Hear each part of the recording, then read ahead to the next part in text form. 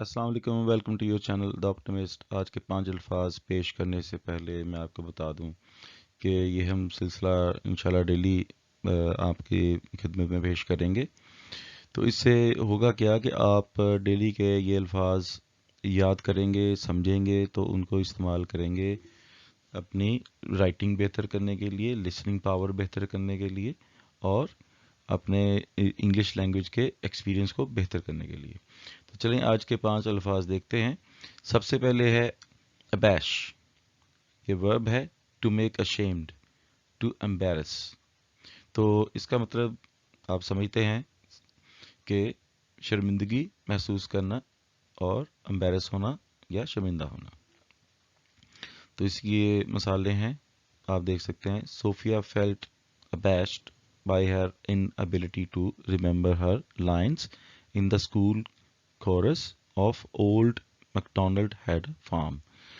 तो इसी तरह to do something without shame or embarrassment is to do it unabashedly. तो इसकी मिसाल देख सकते हैं। Mark handed in a term paper that he had unabashedly copied from Wikipedia. तो इनको नरेट करने की ज़रूरत तो नहीं है, आई थिंक आप समझ सकते हैं, बहुत आसान से जुमले हैं। तो ये पहला लफ्ज़ हुआ अबैश। तो इसकी ये प्रोनाउंसिएशन आप देख सकते हैं और ये भी रिमेंबर करें कि ये वर्ब है। तो वर्ब वो चीज़ होती है जिसमें कोई एक्शन, कोई बात, कोई एक्शन पाया जाए, ठीक है। तो ये अबैश हो गया, आप इसको रिमेंबर कीजिए।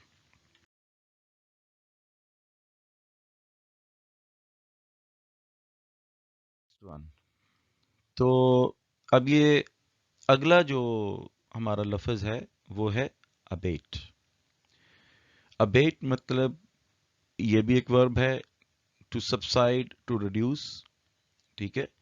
तो इसको समझने से पहले आप ये देखें तो कि इसके दो इस्तेमाल हैं। टू सबसाइड यानी जैसे वो एक उर्फ आम में समझते हैं सब्सिडी देना, सबसाइड करना, और रिड्यूस और कमी करना। तो इसकी अब कुछ जुमले देखते हैं जिसका उसको इसका इस्तेमाल आपको समझ में आएगा। George spilled a cup of hot coffee on his leg. It hurt quite a bit. Then gradually the agony abated. तो इसमें वर्ब के तौर पे यह यूज हुआ कि रिड्यूस हो गई उसकी, ये रिडक्शन के सेंस में आएगा, रिड्यूस में, ठीक है। Bad weather abates when good weather begins to return. तो ये भी रिडक्शन के सेंस में आ गया। A rainstorm that does not let up continues unabated. तो ये भी यहाँ पे इस्तेमाल टू रिड्यूस के सेंस में है। अच्छा, इसको जब हम बिजनेस लैंग्वेज में यूज करेंगे अबेट को, तो ये रिडक्शन ऑन टैक्सेस आएगा या फिर सब्सिडी के सेंस में आएगा। A tax abatement is a reduction in taxes, or businesses are sometimes given tax abatements in return for building factories in places where there is a particular need for jobs. तो इसमें आप समझ सकते हैं कि subside किया जाता है टैक्सेस को बिजनेस के लिए जहां पे जॉब्स की जरूरत होती है, यानी कि ये आप जुमले को समझ सकते हैं। तो इसके दो इस्तेमाल हैं as a verb. First, to subside, to reduce, and then subside. Now we come to the next one.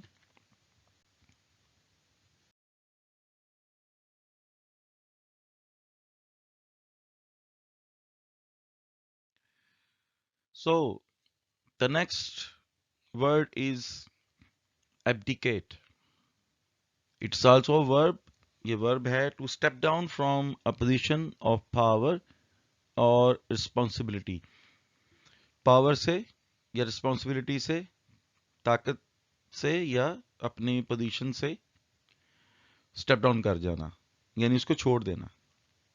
तो ये इसकी दो मिसालें हैं। When King Edward VIII of England decided he would rather be married to Wallis Warfield Simpson, an American divorcee. Then he be king of England. He turned in his crown and abdicated. तो उसने अपना crown जो है वो छोड़ दिया. Even people who aren't monarchs, तो ये सिर्फ monarchs के लिए नहीं है कि वो स्टेप डाउन करते हैं. कोई भी शख्स जो अपनी ड्यूटी से, अपनी रिस्पॉन्सिबिलिटी से स्टेप डाउन करेगा, उसको हम एब्डिकेट के सेंस में लेंगे. तो इसकी एक मिसाल यहाँ पे आप देख सकते हैं. Abby abdicated her responsibilities as a vice president by dumping in the garbage the reports she was supposed to present to the board of directors and flying to the Bahamas. तो उसने Bahamas को वो चली गई. So abdicate is a verb to step down from position of power and responsibility. Now come to the next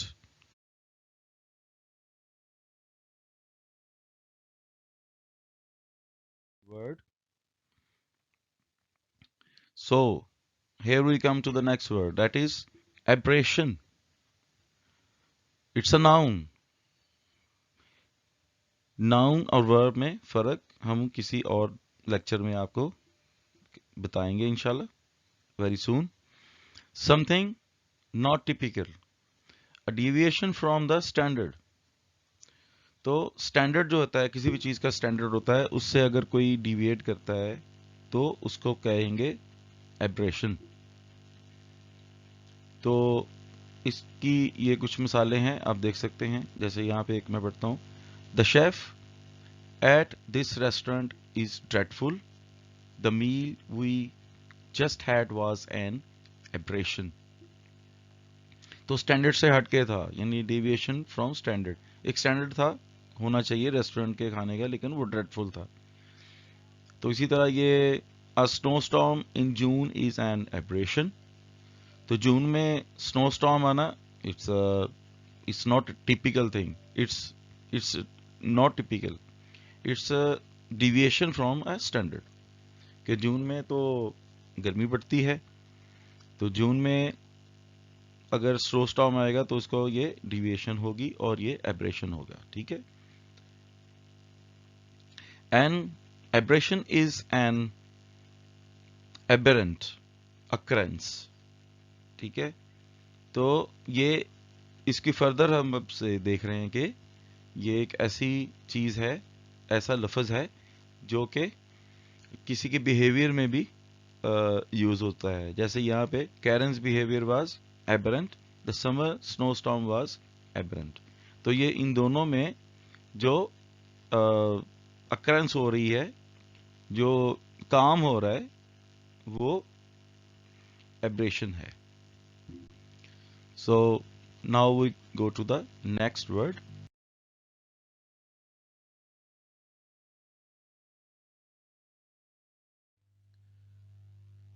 अब हम अपने आखिरी लफ्ज, जो कि आज का हमारा आखिरी लफ्ज है, उसकी तरफ आ रहे हैं, जो कि है अबहोर.